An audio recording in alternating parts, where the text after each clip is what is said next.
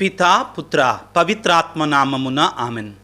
ప్రభునందు మిక్కిలి ప్రియ సహోదరి సహోదరులారా, ఈ వాక్య పరిచర్యకి మిమ్మందరినీ ప్రేమతో ఆహ్వానిస్తున్నాను. నా జీవితంలో, నీ జీవితంలో, నా గురించి, నీ గురించి సకలాన్ని తెలిసినటువంటి వాడు ఒకే ఒక్కడు. ఆయనే నిన్ను నన్ను ప్రేమిస్తున్నా, నిన్ను నన్ను కలుగజేసి సృష్టించినటువంటి ఆ యేసు ప్రభువు మాత్రమే. చివరికి నా గురించి నాకు కూడా అన్నీ తెలియవు, నీ గురించి నీకు కూడా అన్నీ తెలియవు. ఒకే ఒకనికి తెలుసు, ఆయనే క్రీస్తు భగవానుడు. ప్రియులారా, నా గురించి దేవుడు పట్టించుకోవటం లేదు, నా బాధల్లో దేవుడు నా కళ్ళు చూడటం లేదు, నా గురించి ఆయనకేం తెలుసు, నేనెంత మొరపెట్టినా కానీ నా మొర వినడం లేదు, నేనెంత ప్రార్థన చేసినా కానీ నా ప్రార్థన ఆలకించటం లేదు అని నువ్వు అనుకుంటున్నావా?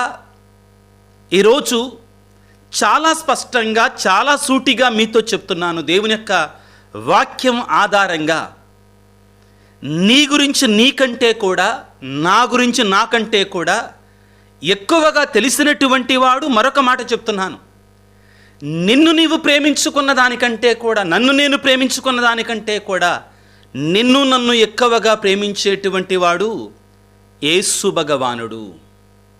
నీ కొరకై, నా కొరకై సిలువలో తన ప్రాణాన్ని పెట్టి నిన్ను నన్ను కూడా కొన్నటువంటి వాడు యేసు భగవానుడు. చిన్న వాక్యాన్ని చదువుకుందాం ప్రియులారా. యోహాను సువార్త 10వ అధ్యాయము 27వ వచనము. యేసు ఈ రీతిగా బోధించెను, నా గొర్రెలు నా స్వరమును వినును, నేను వానిని ఎరుగుదును, అవి నన్ను వెంబడించును. ప్రియులారా, మేము సెమినరీలో ఉన్నప్పుడు, ఆ తర్వాత నేను సైకాలజీ అంటే మనస్తత్వ శాస్త్రం చదువుతున్నప్పుడు, నేను ఒక ప్రత్యేకమైన సబ్జెక్టులో క్లాసులు అటెండ్ అవుతున్నప్పుడు వాళ్ళు మాతో చెప్పింది ఏమిటి అంటే, మనిషిని గురించి, మనిషిని తెలుసుకునేటువంటి ప్రయత్నంలో జో అండ్ హ్యారీ అనేటువంటి వారు ఒక కిటికీని కనిపెట్టారు. జాగ్రత్తగా ఆలకించండి, అర్థమయ్యేటట్లుగా చెప్తాను. మనిషిని గురించి తెలుసుకోవడానికి ఒక కిటికీని వాళ్ళు ప్రయత్నం చేశారు, తయారు చేశారు. ఏమిటి ఈ కిటికీ అంటే, మనిషిని గురించి తెలుసుకునేటప్పుడు 4 భాగాలు ఉంటాయి. ఏమిటి అవి? ఆ కిటికీలో 4 రెక్కలు ఉన్నట్లుగా, 1, 2, 3, 4 రెక్కలు ఉన్నట్లుగా మనిషి యొక్క జీవితంలో కూడా, మనిషిలో కూడా 4 భాగాలు ఉంటాయంటండి. అవి ఏమిటి అంటే, ఉదాహరణకి జాగ్రత్తగా ఆలకించండి. ఫాదర్ విజయరాజు గురించి, తన గురించి తాను తెలుసు, ప్రజలకు కూడా ఫాదర్ విజయరాజు గురించి తెలుసు. దీన్ని ఓపెన్ విండో అంటారు. అందరికీ ఓపెన్ అన్నమాట. ఇది ప్రజలకి తెలుసు, నాకు కూడా తెలుసు. నాకేమైతే తెలుసో అది ప్రజలకు కూడా తెలుసు. ఉదాహరణకి ఫాదర్ విజయరాజు పొడుగ్గా ఉంటారు, ఫాదర్ విజయరాజుకు బట్టతల, ఫాదర్ విజయరాజు ఒక గురువు, ఒక ఫాదర్ ఆయన. ఫాదర్ విజయరాజు ఇదిగో వాక్య పరిచర్య చేస్తారు, యూట్యూబ్లో వాక్య పరిచర్య. ఇది నా గురించి నాకు తెలుసు, మీకు కూడా తెలుసు. అవునా కాదా? ఇది సత్యం ప్రియులారా. ఆ తరువాత ఈ జో హ్యారీ విండోలో మీకు చూపిస్తాను, ఈ యొక్క ఫోటోని మీకు పెడతాను. రెండవది ఏంటంటే, ఫాదర్ విజయరాజు గురించి తనకు తాను మాత్రమే తెలుసు. నా గురించి నాకు కొన్ని తెలుసు అని మీకు తెలియదు, నా గురించి కొన్ని, నా వ్యక్తిత్వాన్ని గురించి మీకు అన్నీ తెలియవండి. నాకు మాత్రమే తెలుసండి కొన్ని విషయాలు, నా జీవితాన్ని గురించి. నిజమే ప్రియులారా. ఇది రెండవ కిటికీ. ఒక కిటికీకి 4 రెక్కలు ఉంటాయి కదండి. రెండవ రెక్క మూడవది ఏంటంటే, నాకు తెలియనివి నా గురించి బయట వాళ్ళకి తెలుసు. నేను ఎలా ప్రవర్తిస్తున్నాను కొన్నిసార్లు, నేను ఎలా రియాక్ట్ అవుతున్నాను కొన్ని సందర్భాలలో, కొన్ని అకేషన్స్కి నేను ఏ విధంగా స్పందిస్తున్నాను అన్నిటితో వేరే వాళ్ళు గుర్తిస్తారు. నాకు తెలియకుండానే నేను చేస్తూ ఉంటాను కొన్నిసార్లు. ఇది అదర్స్ నో అబౌట్ మీ అన్నమాట. ఉదాహరణకి, నేను సెమినరీలో చదువుతున్నప్పుడు ఒక ప్రొఫెసర్ ఫాదర్ గారు నా దగ్గరికి వచ్చి, విజయ్, నీ గొంతు చాలా స్పష్టంగా ఉంటుంది, నువ్వు మాట్లాడుతుంటే కంగు అంటది అని చెప్పారండి నాతోటి. ఫాదర్ సిజే మాథ్యూ గారు. నా జీవితంలో మర్చిపోనండి నేను. నీకు మంచి స్వరాన్ని ఇచ్చాడు దేవుడు, మాట్లాడే స్వరాన్ని ఇచ్చాడు దేవుడు, నువ్వు మాట్లాడుతుంటే వినబుద్ధి అవుద్ది, నీకు దేవుడు ఆ గిఫ్ట్ని ఇచ్చాడు, తాళంతునిచ్చాడు అని ఆయన చెప్పిన తర్వాత, ఆహా, దేవుడు నాకు ఈ వరాన్ని ఇచ్చాడా అని నేను ఆలోచించడం మొదలుపెట్టాను. అది నిజమే అనిపించింది. ఆ చక్కగా ఏ అంశాన్ని గురించి ఆయన మాట్లాడగలంటే శక్తి దేవుడు నాకు ఇచ్చాడని. ఇది మూడవ కిటికీ మనిషి జీవితంలో. జాగ్రత్త, ఇక్కడ మీరు బొమ్మను చూస్తే ఈ బొమ్మలో మీకు అర్థమవుతుందండి. ఇక నాలుగవది ఏంటంటే, ఒక వ్యక్తి జీవితాన్ని గురించి తన గురించి తానకే తెలియదు, ఈ ప్రపంచంలో ఎవరికీ తెలియదండి. దీన్ని ఏమంటారంటే అన్నోన్ స్పేస్ అంటారండి. అన్నోన్ స్పేస్ అంటే ఎవరికి తెలియదు, ఇంకా నా గురించి నాకు తెలియదు, ఇతరులకు కూడా తెలియదు కొన్ని విషయాలు. కానీ ప్రియులారా, ఒకనికి మాత్రం తెలుసు నా గురించి అన్నీ కూడా. నేను చేసే ప్రతి కార్యము, నేను ఆలోచించే ప్రతి ఆలోచన, నా బాధ, నా కష్టం, నా కన్నీరు, నా సమస్తము ఎరిగినటువంటి వాడు ఒకడున్నాడు. ఆయనే నన్ను కలుగజేసినటువంటి, నా కొరకే ప్రాణం పెట్టినటువంటి నా యేసయ్య. నేను అనుకుంటాను కొన్నిసార్లు, నా బాధల సమయాలలో, నీ బాధల సమయంలో, నా కష్ట సమయంలో, నీ కష్ట సమయంలో దేవుడు నన్ను పట్టించుకోవటంలో నా బాధలు అనేది తెలియవు, నా కష్టాలు అనేది తెలియవు అని అనుకుంటాం మనం. కానీ ప్రియ దేవుని బిడ్డ, నీ గురించి నీకంటే, నా గురించి నాకంటే ఆయనకి ఎక్కువ తెలుసు. నిన్ను నీవు ప్రేమించుకున్న దానికంటే, నన్ను నిన్ను ప్రేమించుకున్న దానికంటే ఆయన నిన్ను నన్ను ఎక్కువగా ప్రేమిస్తున్నటువంటి వాడు, ఎక్కువగా శ్రద్ధ వహిస్తున్నటువంటి వాడు. ప్రియులారా, దీన్ని మనం అంగీకరించుదాం. దీన్ని మనం అంగీకరించి ఆయన వద్దకు వెళ్ళి మొరపెట్టి ప్రార్థన చేసుకున్నప్పుడు మన జీవితాలలో అద్భుతాలు జరుగుతాయి. ఈనాడు ప్రియులారా, యోహాను సువార్త 10వ అధ్యాయం 27వ వచనంలో ఒకే ఒక్క వాక్యం మీకు చదివి వినిపించాను. ఏమంటున్నాడు? నా గొర్రెలు నా స్వరమును వినును, నేను వానిని ఎరుగుదును. ఆయన మనల్ని ఎరిగి ఉన్నాడు. ప్రియబిడ్డ, ఎప్పటికి అనమాకు, ఎప్పుడు కూడా దేవుని దగ్గర అనమాకు, దేవుడా నా ప్రార్థన వింటున్నావా, నా స్థితి నువ్వు తెలుసుకుని ఉన్నావా, నా పరిస్థితి నీకు తెలుసా, నన్నెందుకు పట్టించుకోవటల్లా? No, never. నీ గురించి ఈ లోకంలో ఎవ్వరికి తెలిసినా తెలియకపోయినా కానీ, సమస్త నీకు తెలియకపోయినా కానీ ఆయన ఎల్లప్పుడూ కూడా నీ గురించి ఎరిగి ఉన్నాడు, పట్టించుకుంటూనే ఉంటాడు. పిల్లారా, ఆయన ఎరిగి ఉన్నాడు, పట్టించుకుంటూనే ఉంటాడు. కొన్ని వాక్యాలను మీకు బైబిల్ గ్రంథం నుంచి ఎత్తి చూపించడానికి ప్రయత్నం చేస్తాను. ఈ వాక్యం ప్రియులారా చాలా ఆత్మీయమైన సందేశం. It's very personal. ఇది చాలా వ్యక్తిగతమైనటువంటిది. అనుభవపూర్వకంగా చెప్తున్నాను. 10 మందికి షేర్ చేయండి దయచేసి. చాలా గొప్ప సందేశం ప్రియులారా. ఉదాహరణకి చాలా ముఖ్యమైనటువంటి మాటలు. కీర్తనల గ్రంథము 139వ కీర్తనలో కీర్తనాకారుడు అనుభవపూర్వకంగా దావీదు ఈ విధంగా మనకి సెలవిస్తాడు పిల్లరా. ఏమిటి అంటే, ముఖ్యంగా 139వ కీర్తన 3వ వచనాన్ని ఈ విధంగా చదువుకుంటాను. నేను నడచుచున్నను, పరుండి ఉన్నను, దేవా నీవు నన్ను గమనింతువు, నా కార్యములెల్లా నీకు తెలియను. ఎవరికి తెలుసండి మన గురించి, మన కార్యాల గురించి? దేవునికి తెలుసు.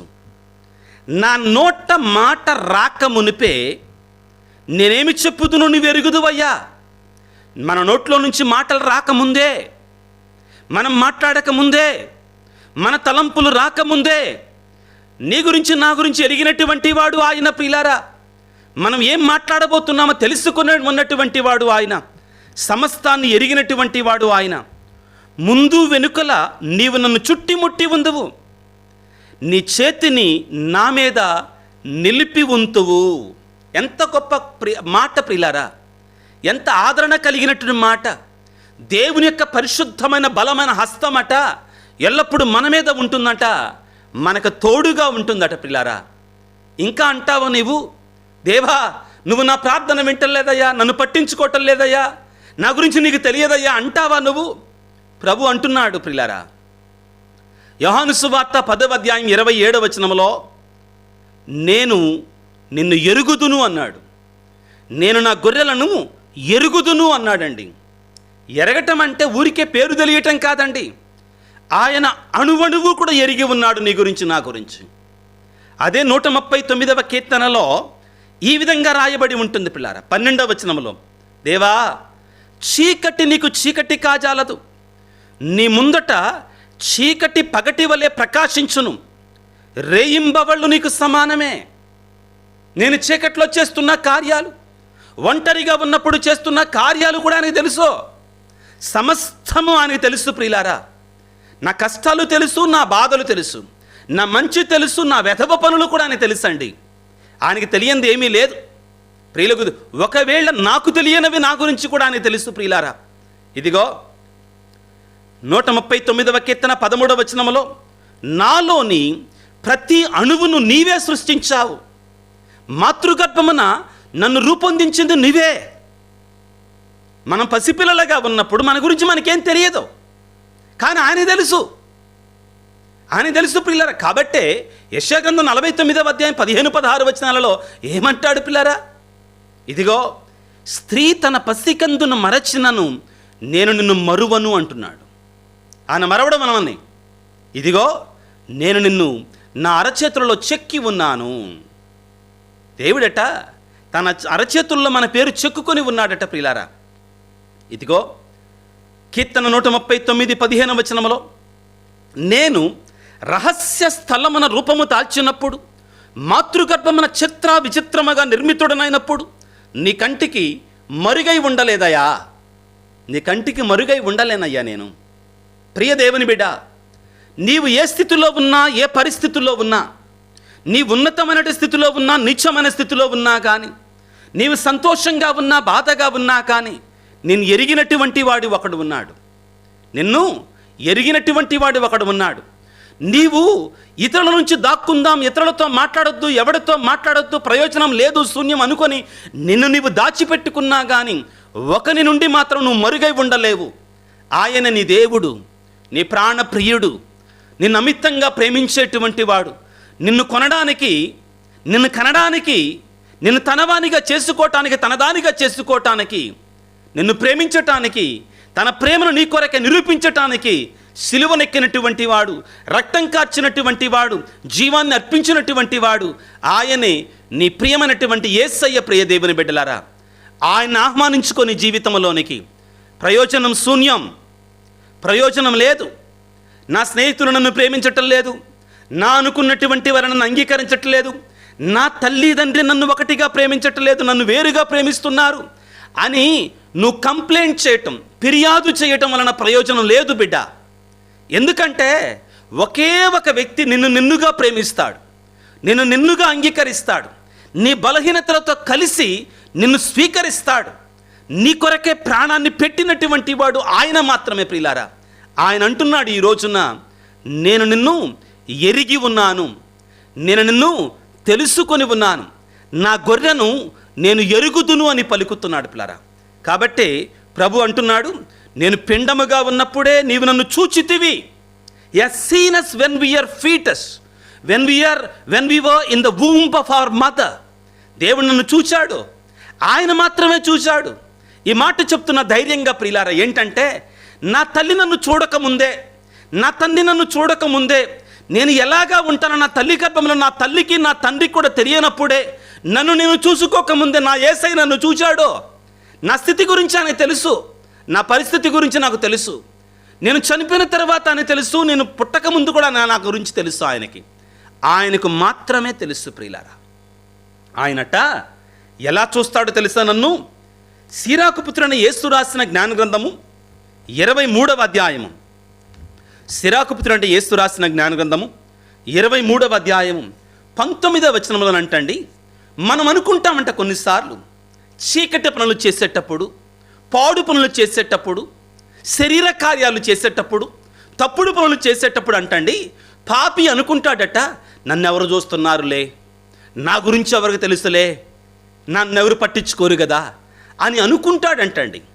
ప్రియులారా, ఈ సృష్టిలో ఎవరు పట్టించుకున్నా పట్టించుకోకపోయినా, ఎవరు చూసినా చూడకపోయినా, ఎవరికి తెలిసినా తెలియకపోయినా కానీ ఆయన తెలుసు. మత్తయి శుభవార్త 6వ అధ్యాయం 8వ వచనంలో ఈ విధంగా సెలవిస్తుంది దేవుని యొక్క వాక్యం. ఏమంటారంటే, మీరు అడగక పూర్వమే మీకేమీ కావాలేనో ఆయన ఎరిగి ఉన్నాడు.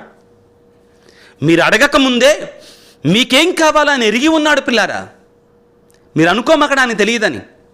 యోహాను సువార్త 2వ అధ్యాయం 22, 23 వాక్యాలు చాలా ముఖ్యమైన వాక్యాలు. పిల్లారా, ఏమని ఉంటుందంటే, ఎలయన వారందరి గురించి ఆయన తెలుసు, వారందరి గురించి ఆయనకి బాగా తెలుసు, వారి యొక్క మనస్తత్వాలు అని తెలుసు, వారి యొక్క స్వభావాలు అని తెలుసు అంటున్నాడండి.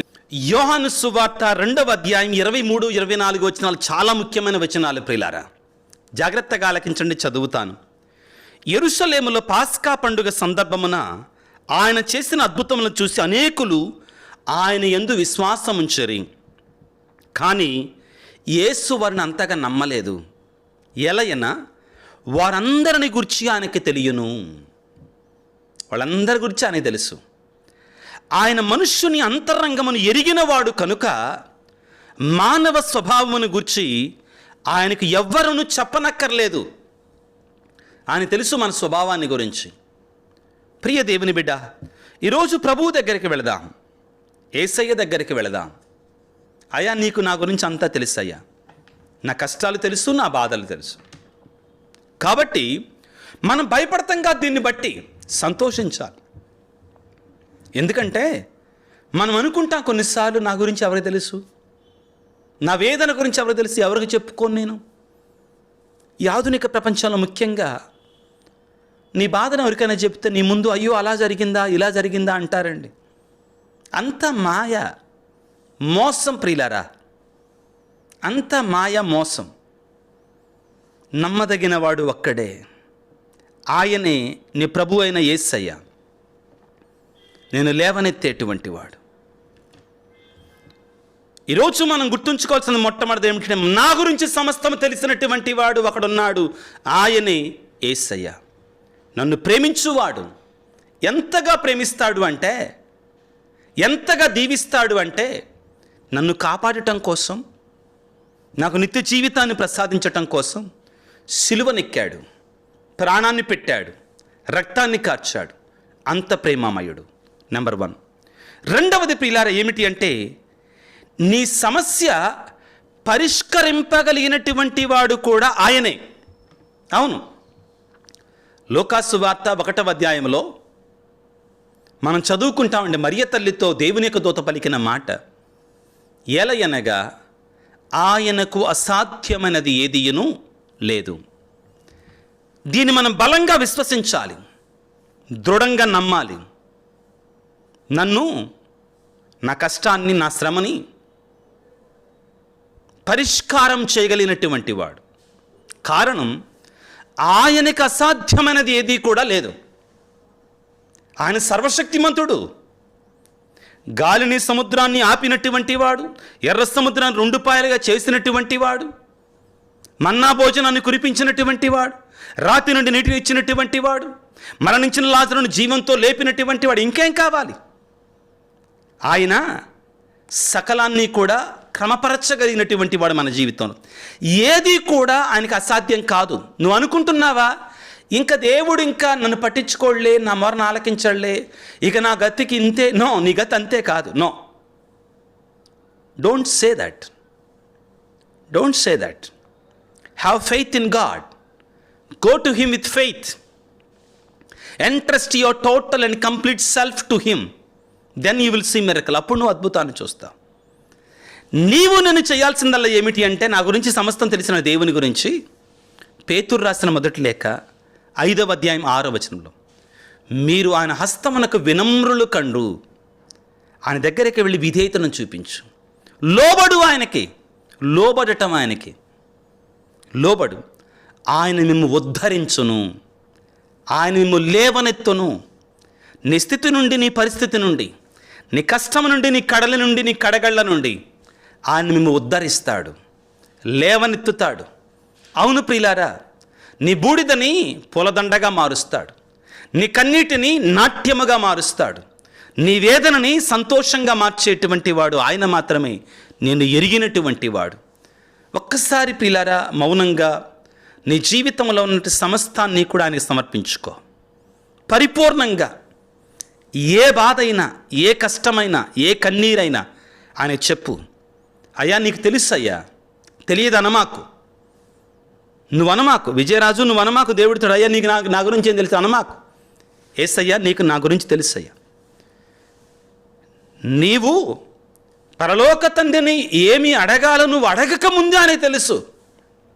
నీకు తెలుసయ్యా నాకేం కావాలో, నాకు ఏది మేలుకరమో కూడా నీకు తెలుసు తండ్రి. కాబట్టి నాకు ప్రసాదించయ్యా.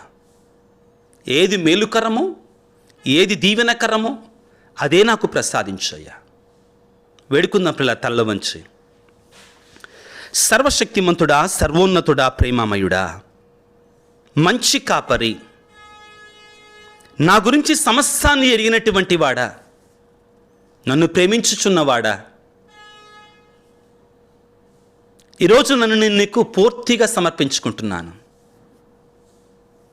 నన్ను నీకు సమర్పణ గావించుకుంటున్నాను తండ్రి. నా బాధలు, నా శ్రమలు, నా కష్టాలు, నా కన్నీరు, నా ఆనందం, నా సంతోషం నాకు కలిగింది, నాకు సమస్తం ఉన్నది ప్రభువా నీకు తెలుసు. నా బలహీనతలు, నా శక్తులు, నాలో ఉన్న లోపాలు, నాలో ఉన్న తాళంతులు నీకు ఎరికే నాయన.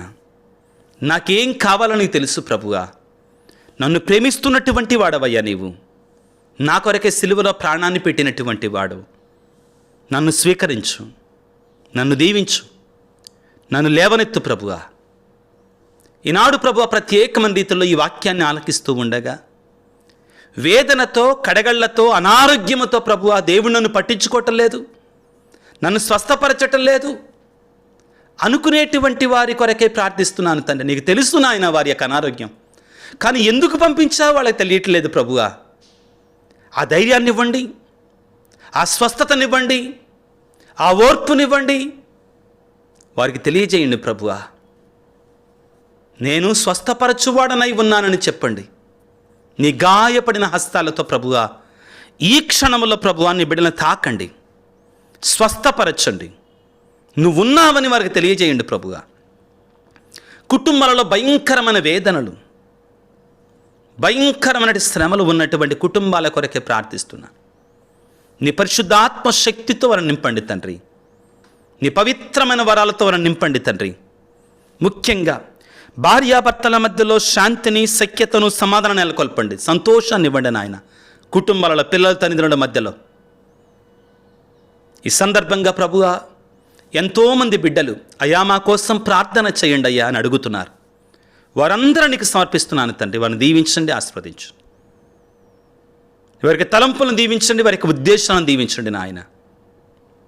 ముఖ్యంగా ఈ వాక్యాన్ని ఆలకిస్తూ విశ్వాసంతో మా కొరకు ప్రార్థించండి స్వామి అని ఎవరైతే మెసేజ్లు ఉంచుతున్నారు వారందరినీ ప్రభువా వారి మొరలని, వారి ఉద్దేశాలను, వారి తలంపులను మీరు దీవించండి నా ప్రభువా. ఈ యొక్క సువార్త పరిచర్య కొరక ఎవరైతే ఆర్థికంగా సహాయం చేస్తున్నారో వారందరి కొరకే ప్రత్యేకంగా ప్రార్థిస్తున్నాను. వారిని దీవించండి నాయన, ఆశీర్వదించండి. మా కొరకే ప్రార్థన చేయమని, పూజలు అర్పించమని ఎవరైతే కోరుతున్నారో ప్రభుగా వారందరిని దీవించి ఆశీర్వదించమని మరొక్కసారి ప్రభుగా నీ బిడ్డలందరినీ ప్రభు నీ శక్తితో నింపమని మా నాథుడైన క్రీస్తు ద్వారా వేడుకొనుచున్నాము తండ్రి, ఆమెన్. ప్రభువు మీతో ఉందురుగాక, మీ ఆత్మతో ఉందురుగాక. సర్వశక్తి గల సర్వేశ్వరుడు పిత, పుత్ర, పవిత్రాత్మ మిమ్ము మీ కుటుంబాలను చల్లగా దీవించి ఆశీర్వదించి కాపాడుదురుగాక. God bless you. దేవుడు మిమ్ము దీవించుగాక. ఆమెన్.